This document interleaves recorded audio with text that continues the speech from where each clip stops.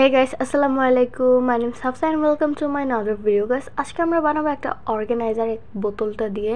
And দেখো আমরা কিভাবে বানাই। এটা দেখতে কতটা বোরিং লাগতেছে। আমাদের অর্গানাইজার কি এরকম বোরিং হবে? জীবনেও না। তো দেখো, এটার জন্য আমরা ফার্স্টে কি ইউজ করব, V6000 গ্লু।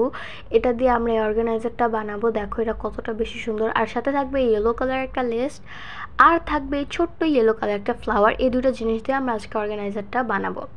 তো দেখো, প্রথমে আমরা এখানে গ্লুটা দিয়ে সেন্টারে একটু গ্লু লাগিয়ে দেবো, দেন লাগিয়ে দেবো ফ্লাওয়ারটা। ওয়াও, এটা দেন আমরা এখানে বোতলটার চারপাশে লাগিয়ে দেবো আবারও গ্লু। অ্যান্ড দেন আমরা এটার মধ্যে গ্লুটার উপরে লাগাবো লেসটা।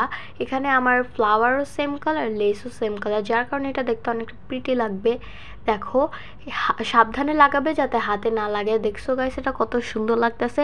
বাস মানে এতটুকুই পরিশ্রম করতে ছিল, আর আমাদের অর্গানাইজার একদম রেডি। কত সুন্দর লাগছে। এটার মধ্যে আমরা ছোট একটা বই রাখতে পারবো, মার্কার, দেন আমি কয়েকটা সুতা রাখবো। এগুলো যদি এটার মধ্যে রাখি তাহলে সব কিছু গুছিয়েও থাকবে, আবার দেখতেও সুন্দর লাগে। দেখছো কত বিউটিফুল লাগতেছে। মুহূর্তের মধ্যে আমাদের অর্গানাইজারটা রেডি হয়ে গেলো। আর গাইস, তোমরা সবাই আমাকে সাপোর্ট করবে। আমি